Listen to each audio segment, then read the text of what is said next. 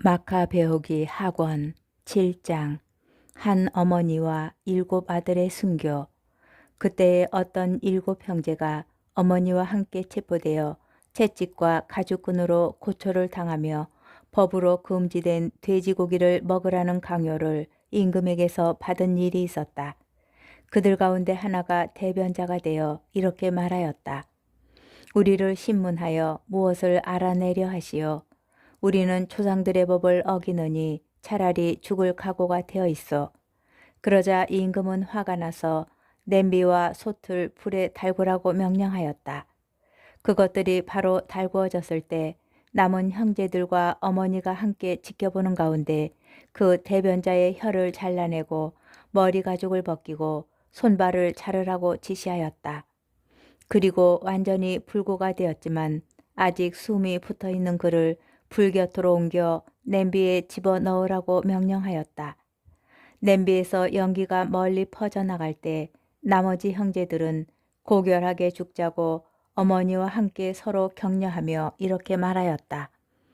모세께서 백성에게 경고하시는 노래에서 주님께서는 당신의 종들을 가엾이 여기시리라 하고 분명히 밝히신 것처럼 주 하느님께서 우리를 지켜보시고 우리에게 참으로 자비를 베푸실 것이다. 첫째가 이런 식으로 죽자 그들은 둘째를 조롱하려고 끌어내었다. 그들은 머리 가죽을 머리카락째 벗겨내고 물었다. 내 몸에 사지가 잘려나가는 형벌을 받기 전에 이것을 먹겠느냐? 그는 조상들의 언어로 먹지 않겠소 하고 대답하였다. 그래서 그도 첫째처럼 고문을 당한 끝에 마지막 숨을 거두며 말하였다.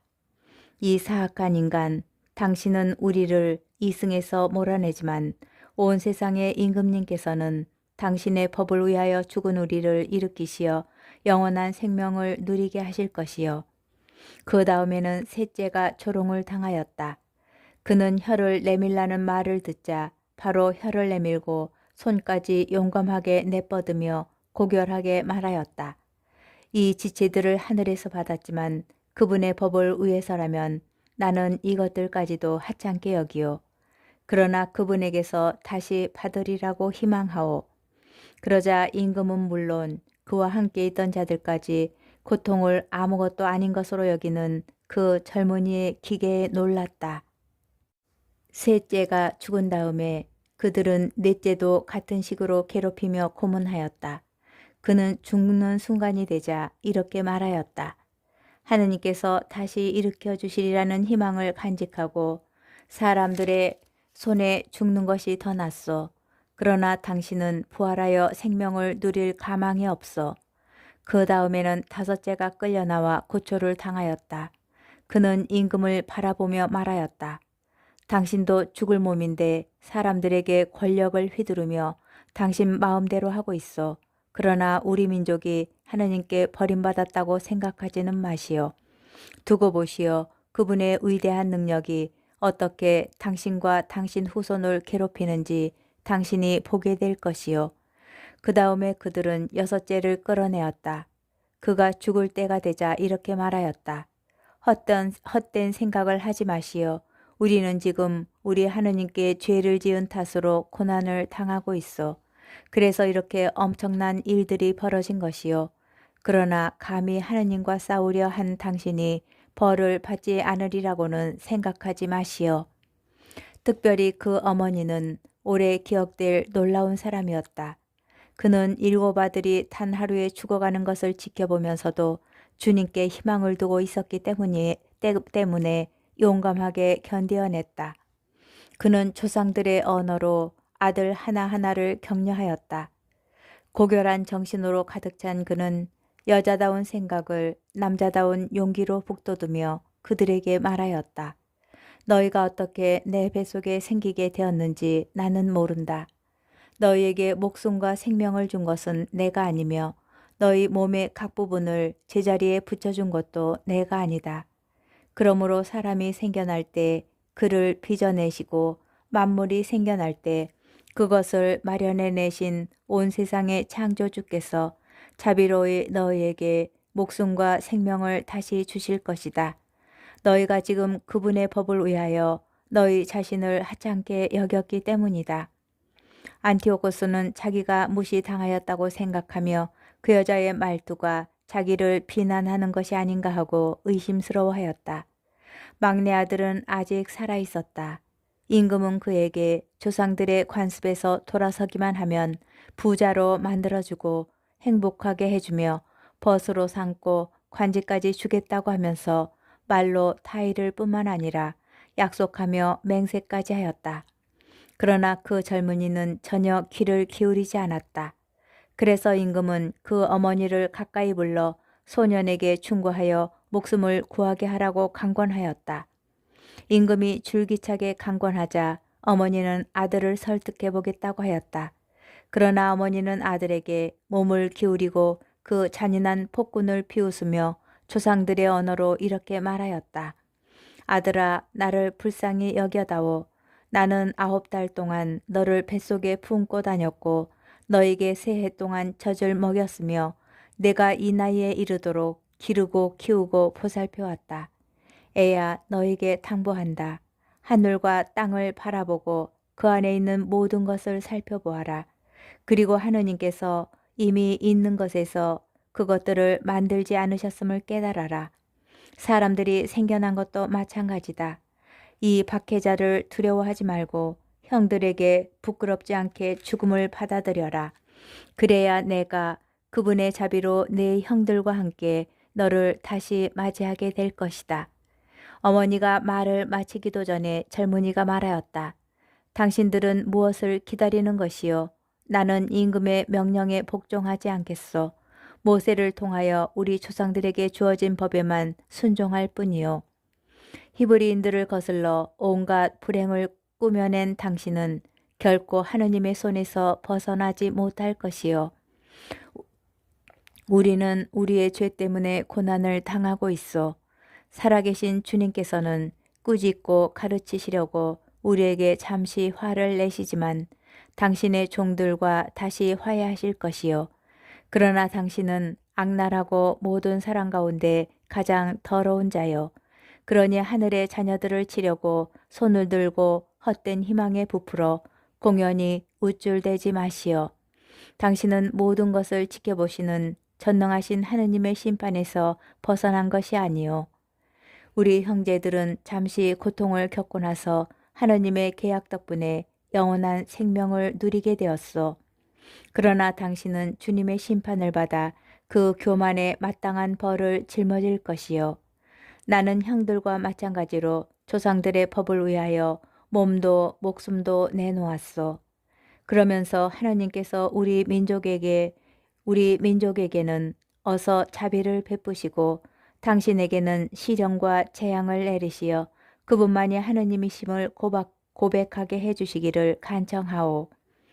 또한 우리 온 민족에게 정당하게 내렸던 전능하신 분의 분노가 나와 내 형제들을 통하여 끝나기를 간청하고 있어.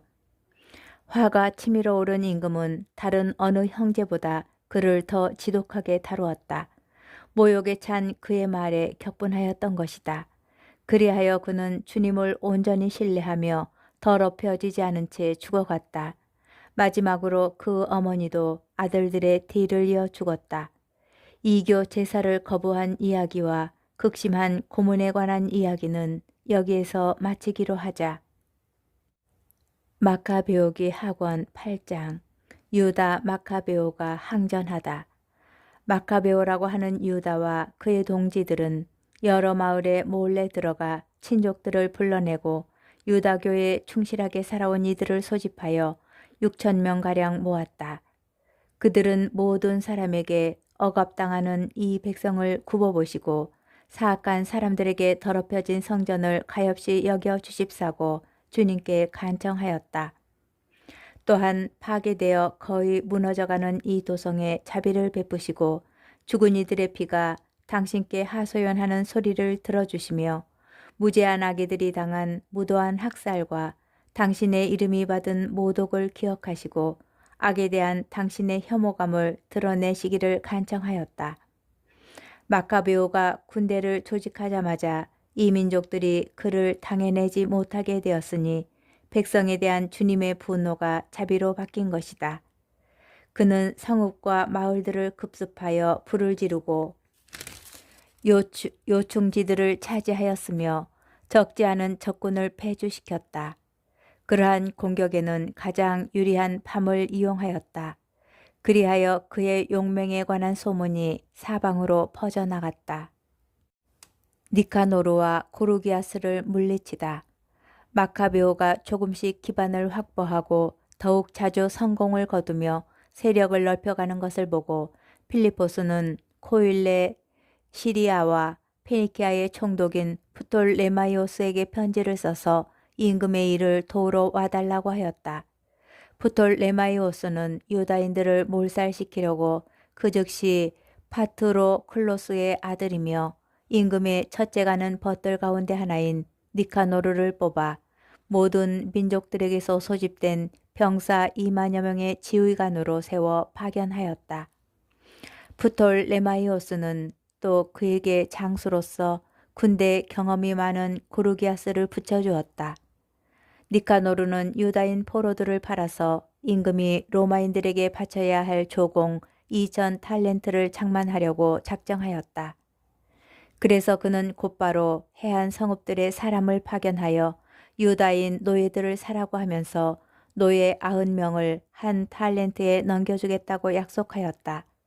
그러나 그는 전능하신 분께서 자기에게 내리시려는 징벌을 예상하지 못하고 있었다. 니카노르가 쳐들어온다는 보고가 유다에게 들어오자 유다는 병사들에게 적군의 침입을 알려주었다. 비겁한 자들과 하느님의 정의를 믿지 않는 자들은 도망쳐 다른 곳으로 가버렸다. 그러나 다른 이들은 자기들에게 남아있는 것들을 모두 팔았다. 그러면서 사악한 니카노르가 싸우기도 전에 노예로 팔아넘긴 이들을 구해달라고 주님께 간청하였다. 그들은 자기들을 보아서가 아니더라도 당신께서 자기 조상들과 맺으신 계약들을 보아서 그리고 자기들이 당신의 거룩하고 영광스러운 이름으로 불린다는 사실을 생각하시어 그렇게 해 주십사고 간청하였다. 마카베오는 수가 6,000명 되는 군사들을 모아놓고 적들을 무서워하지 말라고 또 불의하게 그들을 공격해오는 이 민족들의 대군을 두려워하지 말고 용감히 싸우라고 격려하였다. 또 이 민족들이 무도하게 성소를 유린한 행위, 수치를 당한 이 도성의 아픔, 그리고 선조 때부터 내려오는 생활 양식의 파괴를 눈앞에 생생히 떠올리면서 그렇게 하라고 하였다. 그는 또 이렇게 말하였다. 저들은 무기와 무용을 믿지만 우리는 전능하신 하느님을 믿는다. 그분께서는 우리에게 쳐들어오는 자들은 물론 온 세상까지도 눈짓 한 번으로 쳐보실 수 있는 분이시다. 이어서 그는 선조들이 도움을 받은 이야기들을 들려주었다. 곧 사네립 시대에 적군 18만 5천 명이 패망할 때의 이야기, 유다인들이 전체 병력 8천 명으로 마케도니아인 4천 명과 함께 바빌론 갈라티아인들과 싸울 때의 이야기를 들려주었다. 마케도니아인들이 공경에 빠지자 유다 군대 8천 명이 하늘에서 내려오는 도움을 받아 갈라티아 군대 12만 명을 전멸시키고 많은 전리품을 거두었던 것이다. 유다는 이러한 말로 그들에게 용기를 북돋아 법과 조국을 위하여 죽을 각오를 하게 하였다. 그러고 나서 군대를 네 부대로 나뉘었다. 또 자기 형제 시몬과 요셉과 요나탄을 각 부대의 지휘관으로 임명하고 저마다 1,500명씩 거느리게 하였다. 이어서 엘 아자리에게 큰 소리로 성경을 봉독하게 한 다음 하느님의 도우심이라는 표어를 정하고 그 자신이 제1부대의 지휘관이 되어 니카노르와 교전하였다. 전능하신 분께서 그들의 동맹군이 되어주셨으므로 그들은 적군 9,000명 이상을 쳐 죽이고 니카노르 군대의 대부분에게 부상을 입혀 불구자가 된 그자들이 모두 달아나게 만들었다. 유다의 군대는 자기들을 사려고 왔던 자들의 돈도 차지하였다. 그들은 적군을 꽤 멀리까지 추격하다가 시간이 늦어져 그만두었다. 안식일 전날이었으므로 적군을 계속 쫓아갈 수 없었던 것이다. 그들은 적군의 무기를 거두고 노획품을 차지한 다음 자기들에게 자비를 베풀기 시작하시어 그날의 구원을 내리신 주님께 열렬한 찬미와 감사를 드리면서 안식일을 지켰다. 안식일이 지난 뒤에 그들은 고문을 당한 이들과 과부들과 고아들에게 노획품의 일부를 나누어 주고 나머지는 자기들과 자기 자녀들의 몫으로 나누어 가졌다. 이렇게 하고 나서 그들은 다 함께 자비하신 주님께 탄원하며 주님께서 당신의 종들과 완전히 화해하여 주시기를 간청하였다. 티모테오스와 바키데스를 쳐 이기다. 유다인들은 티모테오스와 바키데스의 군대와 전투를 벌여 2만 명 이상을 죽이고 매우 높은 곳에 자리 잡은 요새들을 점령하였다. 그리고 많은 노획물을 똑같이 갈라 반은 자기들이 가지고 나머지는 고문을 당한 이들과 고아들과 과부들뿐 아니라 노인들에게도 나누어 주었다. 그들은 적군의 무기를 거두어 적당한 곳에 모두 조심스럽게 쌓아두고 나머지 전리품은 예루살렘으로 가져갔다. 그들은 또 티모테오스 군대의 수장을 죽였는데 그는 극악무도한 사람으로서 유다인들을 많이 괴롭혔다.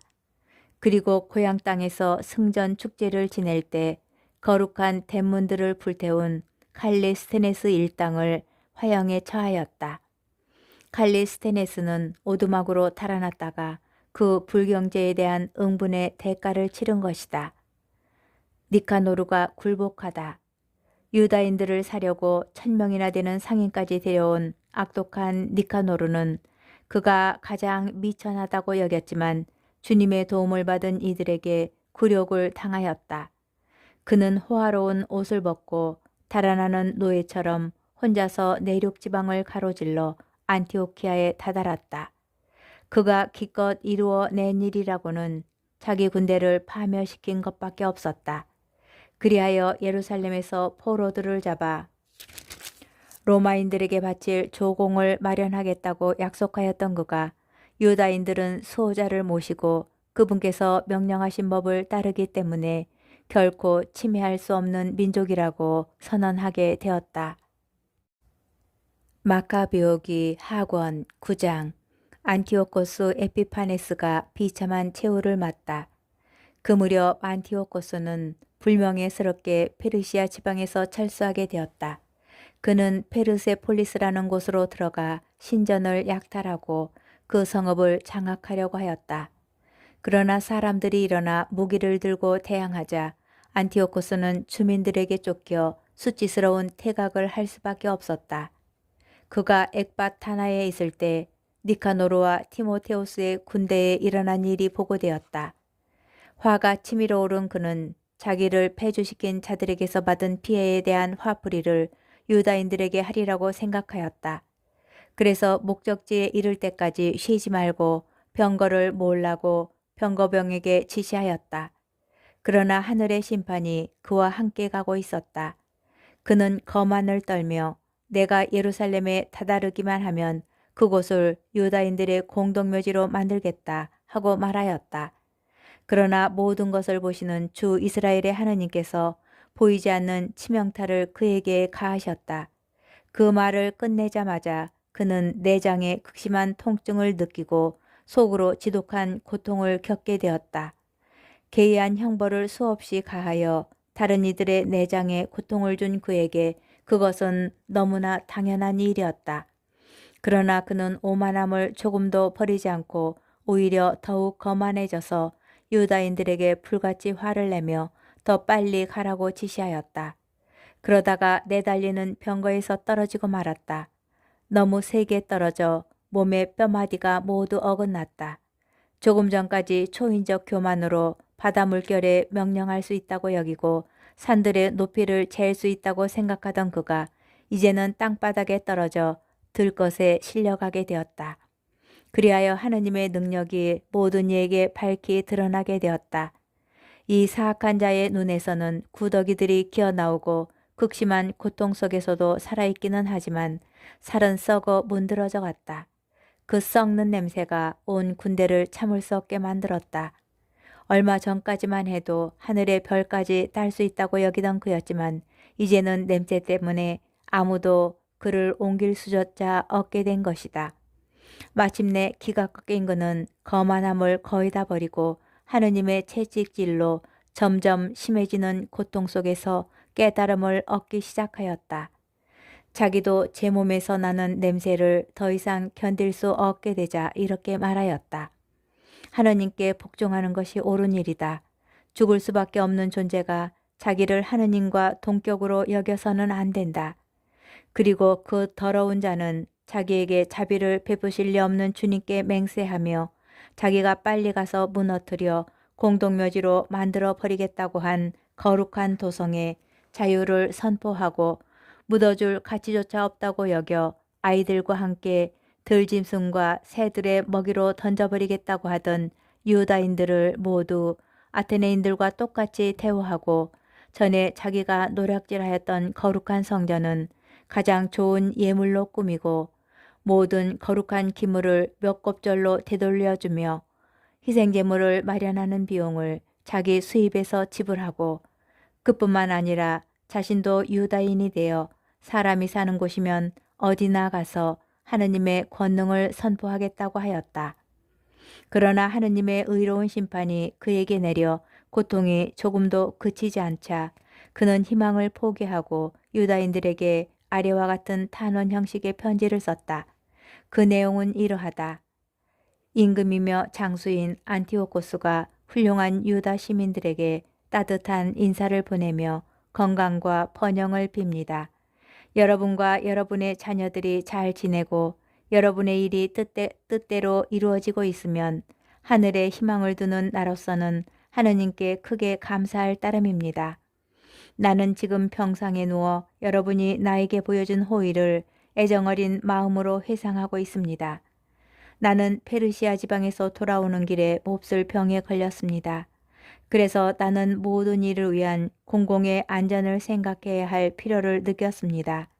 나는 이 병에서 회복되리라는 큰 희망을 가지고 있기 때문에 나의 처지에 절망하지 않습니다. 나는 부왕께서 저 위쪽 지방으로 원정을 가실 때에 후계자를 지명하시는 것을 보았습니다. 그것은 예기치 못한 사태가 일어나거나 불길한 소식이 전해졌을 때 나라의 백성들이 누구에게 국사가 맡겨졌는지를 알고서 동요하지 않게 하려는 것이었습니다. 그뿐만 아니라 나는 인접한 나라의 통치자들과 내 왕국의 이웃들이 기회를 엿보면서 무슨 일이 일어나기를 기다리고 있다는 것을 알고 있기에 저 위쪽 지역으로 서둘러 떠날 때에 내 아들 안티오코스를 왕位계승자로 임명하였습니다. 나는 그를 여러분 대다수에게 자주 맡기고 부탁한 바 있습니다. 그리고 여기에 쓴 내용을 내 아들에게도 써보냈습니다. 이제 나는 여러분에게 부탁하고 간청합니다.